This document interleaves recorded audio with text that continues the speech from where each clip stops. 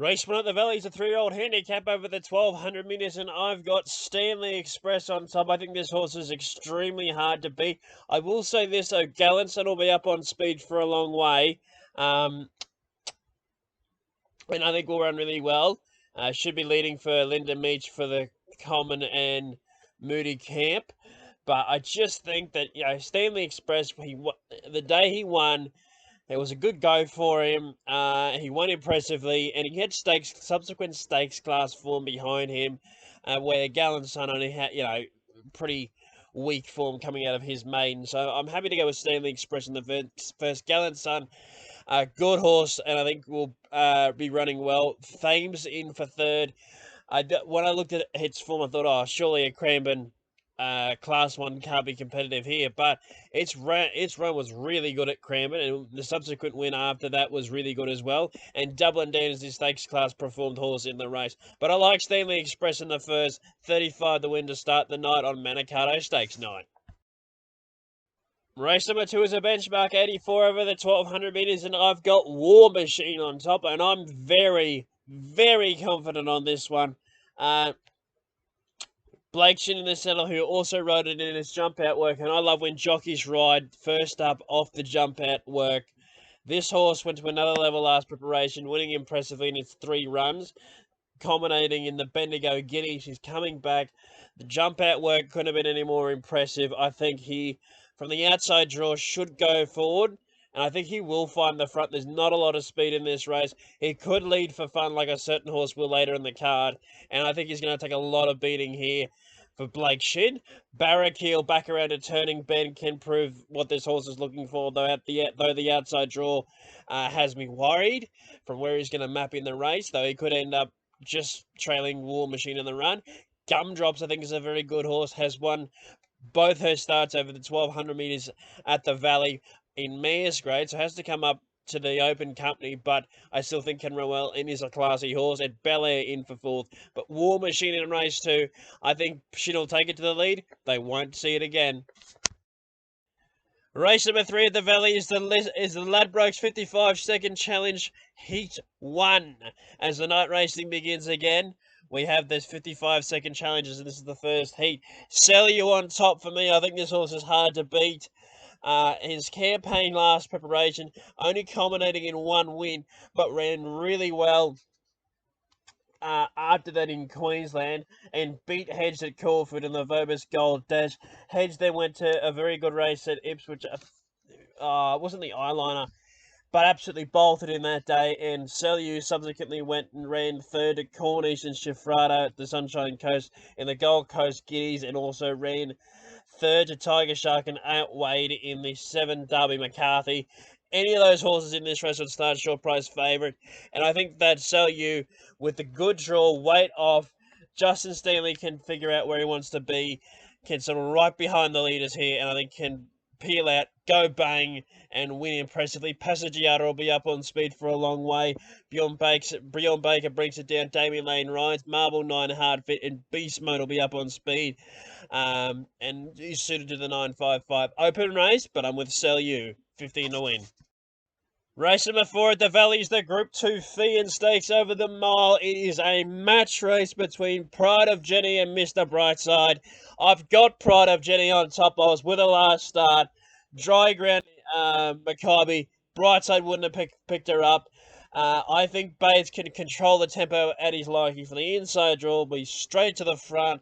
They won't catch her. The only time we've seen her at the Valley was when she ran second to Amelia's Jewel in the stock stakes last year, and I think that's good enough. Well, that run is good enough to win this, and her overall form is good enough to win this. And the only times Brightside's beaten her is where he's had, he's been close enough, but I think she can dictate to him the tempo and get him off the bit, and the others they won't beat her. I'm very, very confident in Pride of Jenny tonight. 80 the win on her. I think she'll take a lot of beating. Mr. Brightside will run really well. We know he's a class runner. Proven when he ran second to Romantic Warrior in the Cox Plate last year. Clear second pick. Ian Tino and Attricia for third and fourth. But it's all about Pride of Jenny in the fee, and she'll win her way into the Cox Plate. Race number 5 at the Valleys, the Group 3 Scarborough Stakes over the 1200 metres, and I've got Zaitung on top for Jamie Carr and James Cummings. This horse is hard fit, fourth up after racing up in Sydney in the best fillies races going around, being the Darley Silver Shadow behind Amina, Silmarillion and Manal. Then went to the Furies behind Manal and Amina and Lazura. And didn't have a lot of luck in the Silver Shadow late, and was very good in the Furious. Very brave run. I think hard fit, switching stage, J Car on, outside draw. She'll go back, but she'll be storming home. And I think at 850, it's a great price to find out. And Knees is probably the best horse in the race. Just to query where she's at for mine. The jump out wasn't too impressive. And the last run before the spell was disappointing. But I think if she, on her best form, can prove hard to beat. Gigi's Miss Truth, I think, can be up on speed for a long way. And Bold Bastille, open race, but I couldn't get her any higher than there. Zaitung for mine in the Scarborough. I think she's going to take a lot of beating. $40 to win. Race number 6 at the Valley is the Group 2 Stud Stakes over the mile, and I've got Evaporate on top. Evaporate from Daggers. I think they can both win, but I'm going with Evaporate because I just think hard fit, in form, D-Road at last after an absolute superb win, and I think can settle just behind what is likely going to be a good tempo here with Daggers, Dawn Service. Detroit City can be up on speed as well. Even Garçon Despure can be up on speed as well. I just think it's going to get a really good run in the race. Mickey D knows the horse and looking to build another one under the picket fence and get the 4-peat. And I think we'll do so here. So I've got Evaporate clearly on top in the start. Daggers, if I knew it was running here, I probably would have it on top and probably will run here, to be honest. Tommy Berry in this little for Trent Buston and Natalie Young. And I think can run a cracker. Back onto a dry surface is what it's looking for. I'm not sure the wet track was suited it last start. Dawn Service got away with absolute murder in front last start.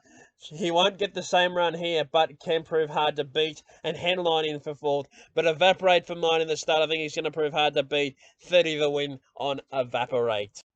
Race number 7 at the Valley. It's what we've all been waiting for. It's the Group 1 Manikato Stakes over the 1200 metres. And I've got Growing Empire on top. This horse is an absolute star. He's an absolute star. He'll win this on his way to win the Coolmore. I think he's extremely hard to beat. 52, Willow aboard. He would have wasted to get down to that weight. He wouldn't ride that weight very often. So the fact he's riding, I think, gives me a lot of confidence. Particularly being a 3-year-old on the way up, no weight, good draw. Well, a draw to give Willow options. I just think he's over the line, to be honest. His last his last 3 have been impressive, but Caulfield won with arrogancy, and last start was just an absolute canter in. I think that this horse, like I've said already, is extremely hard to beat. Dropped 6.5 kilos from last start, and that puts him about a length in front, and I think he's going to prove hard to beat here. Hayasugi in for second. Was the run out of the Moya I want to be following. Ran a cracker there. And I think we'll run a really good race here. I wish I win the best horse in the race, but has to carry the weight to be winning. And V8 will be storming home first up. 3 from 3 first up, and I'm excited to see what it can do here. But Growing Empire for mine, the star on the rise, and I think we'll win the Manikato. 50 to win on Growing Empire. Race number 8, the Finnish Manikato Stakes night, is the Group 2 Stock Stakes over the 1,514 metres. And I've got Elsafina on top. Blake Shin, outside draw. Ran an absolute cracker first up. Ran third off being 3 wide the trip on a track that was unsuitable for this mare. Back on top of the ground. Gets a key weight pull of about, I think, 2 kilos on Grinzinger Bell, who will be up on speed. I just think this horse proved what it was made of last start. Blake Shin sticks. I think that this horse is all over a winner here. This is a horse that ran a length behind Dom the Shoot and Zaki and Zip Away in the northerly last spring over in Ascot. I think this horse is extremely hard to beat. Grinzinger Bell, if the track's playing to the leaders, it'll be should be winning because if the track's playing up and in it, they won't beat her. Fire Vetner, I think, can run really well in for third, and Rumbled again way over the odds at 70 to 1, and I think can prove good roughing for backing for a place. Al Safina for mine in the Stock Stakes. Hard to beat if the track's playing fair. Gridzingerbell the one to beat if the track's playing to the leaders. 25 to win for El Safina, for me. Thank you for watching my preview for Group 1 Manikato Stakes Night. I hope you've enjoyed it, and I'll see you for the preview of Sandown coming very soon.